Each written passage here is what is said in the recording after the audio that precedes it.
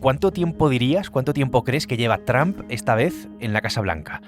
Pues lleva un año, solo uno, en este segundo mandato, es verdad.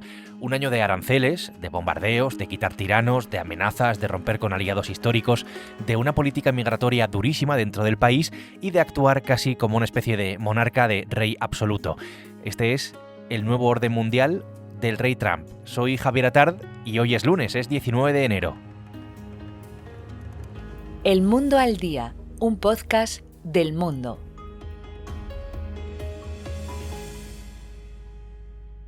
The Constitution of the United States. The Constitution of the United States. So help me God. So help me God. Congratulations, Mr. President. Un año ha pasado simplemente de este momento, del momento en el que se convirtió en el presidente número 47 de los Estados Unidos. Recordemos que ya fue el 45 en ese primer mandato entre 2016 y 2020. Bueno, testigo de todo ello ha sido mi compañero Pablo Suances, que, como sabes, es el corresponsal del Mundo en Washington. Pablo, ¿qué tal? Bienvenido. Hola, ¿qué tal? A ver, Pablo, hemos hecho 20 episodios en solo un año sobre Trump, 20 que se dice pronto. Aquí hay quien dice que eres un miembro más del Mundo al Día y que hablamos más entre nosotros que con nuestras propias familias. Una cuestión personal, Pablo, porque es cierto que llegaste a Estados Unidos casi a la vez que Trump volvió a la Casa Blanca en este segundo mandato. Hay una frase que dice eso de «sabías a lo que venías». ¿Tú sabías a lo que venías? ¿Sabías a lo que ibas a Estados Unidos o se han reventado, digamos, todas tus expectativas y todos tus pronósticos? Pues yo creo que te diría que sí, que venía más o menos mentalizado de que si ganaba las elecciones Donald Trump iba a ser bastante parecido a esto, porque habíamos visto su primer mandato, yo lo había cubierto indirectamente desde Bruselas o desde el marco de la OTAN, pero se veía muy claro que esta no iba a ser una presidencia igual, que el Trump inexperimentado de su primer mandato había desaparecido, que aquí venía con una idea muy clara, con un equipo completamente diferente y con una máquina apisonadora perfectamente engrasada. Creo que no podía haber imaginado que iba a ser tan rápido, pero yo creo que sí que venía bastante preparado para lo que está siendo ahora. The golden age of America begins right now.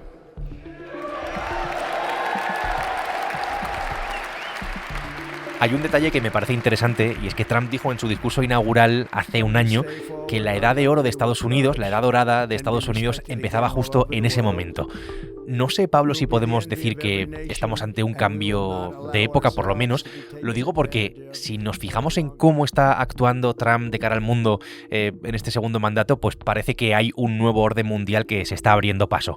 Un nuevo orden mundial con formas de hacer que están basadas directamente en la fuerza y en la coerción, que vienen un poco a sustituir las reglas y las alianzas clásicas, con esa cercanía de Trump, por ejemplo, a personajes como Vladimir Putin, esa humillación histórica a Zelensky en la Casa Blanca, con Europa como enemiga, con esa amenaza a países amigos, como es el caso, por ejemplo, de Dinamarca con el asunto de Groenlandia o Panamá, con una guerra comercial de la que hemos hablado aquí largo y tendido, con esos famosos aranceles, y sobre todo con Estados Unidos pues renunciando a ser ese garante del orden liberal, de todo lo que surgió también después de la Segunda Guerra Mundial, de cómo ha funcionado el mundo desde entonces, para actuar algo así como una potencia cada vez más, digamos, autoritaria. ¿Crees que estamos directamente ante eso, ante un nuevo orden mundial? No es que lo crea yo, es que lo creen ellos. Estos días le han preguntado al equipo del presidente qué discurso prepara para cuando vaya al foro de Davos dentro de unos días y han usado esta misma expresión, dar las pinceladas sobre este nuevo orden mundial.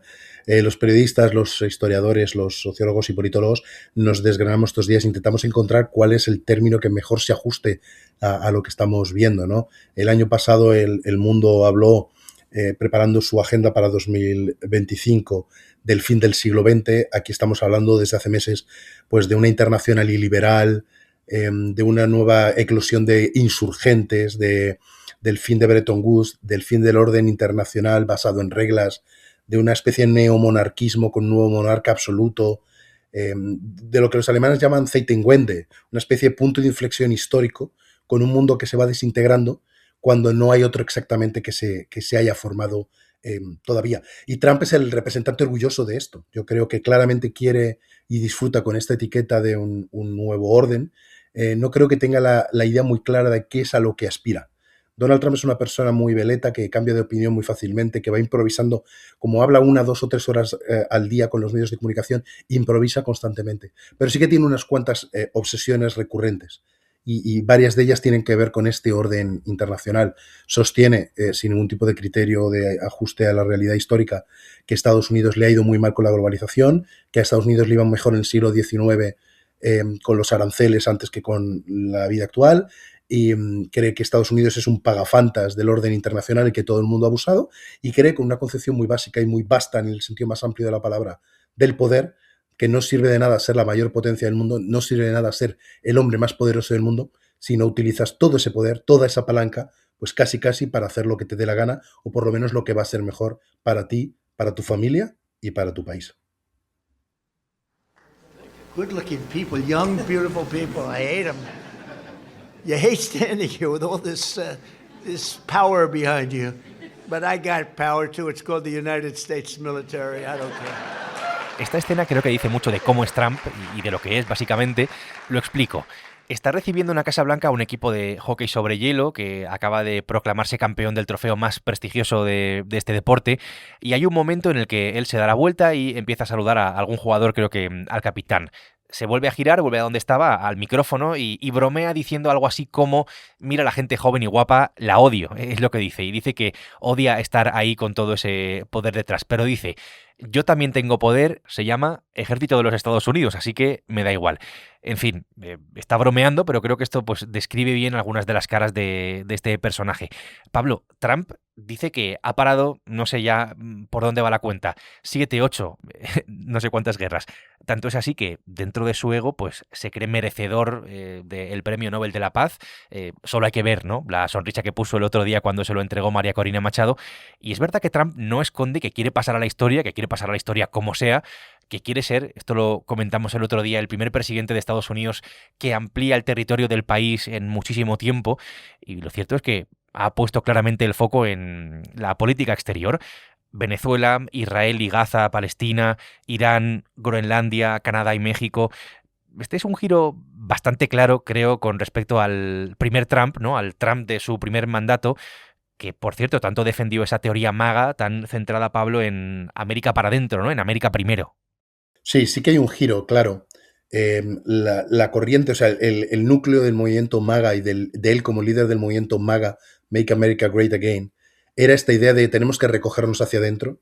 Los americanos hemos gastado demasiado tiempo, demasiados esfuerzos intentando ser la policía del mundo, intentando poner orden a un lugar caótico. Lo que tenemos que es que centrarnos en nosotros y en nuestro hemisferio. Eso era más o menos también la idea de su primer mandato, pero esta vez con una visión muchísimo más agresiva, más expansionista. Él desde el primer día, desde su primer discurso el 20 de enero en la toma de posesión, dejó claro que quería Groenlandia, que quería el canal de Panamá, que la doctrina Monroe del siglo XIX se había quedado obsoleta y que hace falta una actualización, pero quería ir más allá. Y yo creo que, mira, todo presidente americano cuando llega al poder, lo más parecido que se puede decir es como que ganan la lotería. En el sentido más amplio, porque en realidad todos acaban luego siendo millonarios gracias a contratos, donaciones, libros y similar. Entonces ganan la lotería y se hacen ricos. Donald Trump ya lo era. Pero ganan la lotería porque de repente les salen parientes, amigos y gente interesada por todas partes que viene aquí a proponerles cosas o a llorarles con ideas y similar. Sus antecesores han sucumbido también a esa tentación de ser la policía del mundo, de si tengo el mayor ejército, ¿cómo no voy a intentar parar una guerra en Yugoslavia, una matanza en Ruanda o en Somalia? Trump no es así. A él no le importa eso. Aunque luego esté sacando pecho constantemente esos 8 o 9, ya vamos por 10 guerras terminadas, porque lo que quiere es el Nobel, porque lo tuvo Barack Obama también de una forma completamente delirante, y entonces él no va a parar hasta que pueda conseguir lo mismo para poder estar por encima de sus predecesores. Pero sobre todo porque ha descubierto ese gusto del poder, algo que lo ve casi como un videojuego desde la Casa Blanca, cuando hay una operación para bombardear Irán, cuando hay una operación para capturar a Nicolás Maduro sin víctimas. Es una subida casi química que le produce un placer absoluto y al que es muy difícil abstraerse y renunciar a esa fuente de poder, y esa fuente de poder hacer lo que quieras por todo el planeta.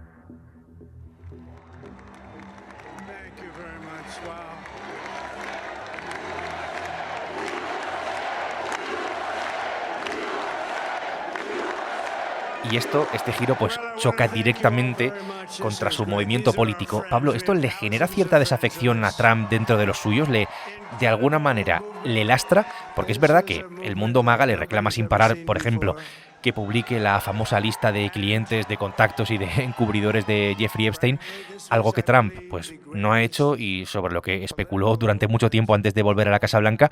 Entiendo que este tipo de cosas y esta nueva política exterior de alguna manera le puede generar problemas internos. Hay fricciones en el mundo MAGA por el caso Epstein y hay algo de fricción por lo que ocurre aquí, sobre todo lo que tiene que ver con Israel y con Irán, no tanto lo que ocurre con América Latina o Venezuela, porque el movimiento MAGA sí que ha interpretado que la defensa de tu hemisferio dentro de cierto falso aislacionismo, Trump no es aislacionista, pero el movimiento MAGA sí, o parte del movimiento MAGA sí, ahí sí que se sienten más cómodos con una argumentación de vamos a evitar que entren drogas o inmigrantes ilegales. Así que es más fácil convencer a su votante o a sus bases más duras con un mensaje que tenga que ver con América Latina. Pero igual que el Partido Republicano ya no existe y es el partido de Donald Trump y él hace y deshace y no hay congresista, senador prácticamente o gobernador que se atreva a desairar o ir en contra del presidente, hay muy pocas excepciones. Lo mismo ocurre con el día a día de la política. Los republicanos y el movimiento MAGA van adaptando sus creencias a las creencias del presidente. Si el presidente dice que quitar a tiranos del mundo es buena idea, ellos dicen que es buena idea. Si el presidente dice que hay que intervenir a las empresas, ellos logran reconstruir su mensaje y adaptar sus creencias y su discurso público. Si el movimiento MAGA dice que la intervención en Venezuela o en Cuba era por la libertad, la democracia y los derechos humanos, pero luego deja a Delcy Rodríguez, el movimiento MAGA y el Partido Republicano se ajustan y dicen que, bueno, hay que ser pragmáticos, que no es lo ideal, pero es indispensable hacerlo en este momento. Tonight we have learned that there was an ICE-involved shooting in Minneapolis. We go live to Alexis McAdams. No quiero, Pablo, que desaprovechemos la oportunidad de hablar, de que hablemos de cómo está el país, de cómo está Estados Unidos internamente, en un momento en el que Trump, esto lo hemos comentado desde el primer día, concentra muchísimo poder, en el que está llevando a cabo una política migratoria durísima y todo ese papel que está jugando el ICE y sus agentes de inmigración, con las purgas en la administración que vimos sobre todo en los primeros meses, con ese gran culto a la personalidad, en fin, que está llevando en este tiempo, bromeando incluso con un tercer mandato que, por cierto, sería ilegal. Hablemos, Pablo, de lo que ha pasado dentro de Estados Unidos durante este año, de lo que está pasando allí.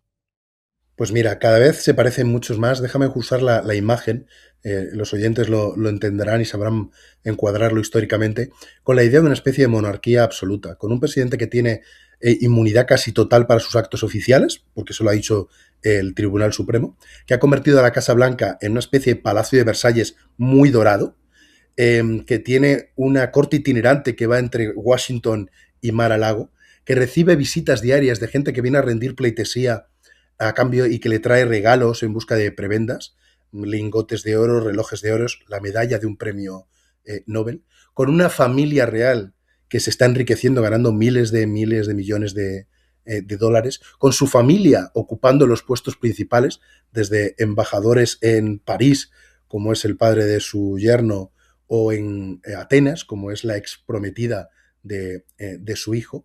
Así que, y ahora estamos viendo en el caso del ICE casi un ejército privado, una guardia privada que va obedeciendo la orden del presidente por el país, generando caos y llevando caos y destrucción. El país tiene elecciones previstas en noviembre, son elecciones fundamentales que históricamente han castigado a quien gana las elecciones anteriores, castigan a la Casa Blanca. Donald Trump está preocupado, las encuestas indican mucha desafección, una caída muy importante de la intención de voto en general y sobre todo en colectivos como los latinos. Así que vamos a ver, yo creo, mayor tensión, estirar todas las costuras, vamos a ver mucha tensión en la calle y más violencia en las calles. Así que se vienen por delante, yo creo, 9 o 10 meses, van a ser muy agresivos, con una retórica cada vez más agresiva por parte de la Casa Blanca, más protestas en las calles e inevitablemente vamos a ver, yo creo, por desgracia, pues más fallecidos, más muertos o más brotes de violencia. Pues este es el primer año de Trump, esto es lo que está pasando en Estados Unidos y este es ese nuevo orden mundial que se está abriendo paso. Pablo, seguiremos informando. Gracias por esta conversación, gracias por todas las demás durante estos meses. Un placer, gracias. Desde Washington, Pablo Suances ha hecho posible este episodio del Mundo al Día, un podcast que, ya lo sabes, puedes escucharlo todos los días en elmundo.es, en las principales plataformas de audio, en las que si quieres tienes la opción de seguirnos, y también a través de la radio digital. Mañana martes, más El Mundo al Día. Has escuchado El Mundo al Día, un podcast del Mundo.